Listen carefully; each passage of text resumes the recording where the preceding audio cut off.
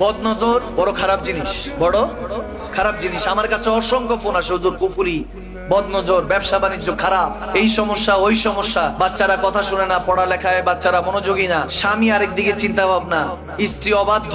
বদনজরটা কিভাবে কাটানো যায়? খুব সুন্দর একটা ওজিফা দিয়ে দিব বুখারী শরীফে। কি কষ্ট হবে? ইস্তিগফার পড়বেন একবার, আস্তাগফিরুল্লাহ। কয়বার পড়বেন? একবার। তারপর পড়বেন ইয়া হাফিজু 11 বার। কয়বার? কি পড়বেন? ইয়া, আরো জোরে ইয়া, আরো জোরে কি? ইয়া হাফিজু 11 বার পড়ে তারপর দুরূদ শরীফ একবার পড়ে, যে কোনো বাচ্চা হোক বৃদ্ধ হোক যে কোনো বদনজর ফু দিবেন। প্রত্যেকদিন ট্রাই করবেন আসরের পরে। যদি এভাবে ট্রাই করতে পারেন ইনশাআল্লাহ 21 দিনের মাথায় বদনজর যত কুফরি আছে কেটে যাবে। সুবহানাল্লাহ বলেন। বাচ্চারা কান্নাকাটি করে না? অনেক সময় কান্নাকাটি করে, এটা বাঁচার জন্য, এই জন্য দিয়েছি।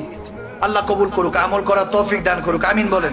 সজীবতা ও স্নিগ্ধতায় নিজেকে ডুবিয়ে রাখুন সব সময় ইব্রুনের প্রিমিয়াম এবং কোয়ালিটিফুল আতরের সাথে। অর্ডার করতে এখনই ভিজিট করুন www.ibrun.com।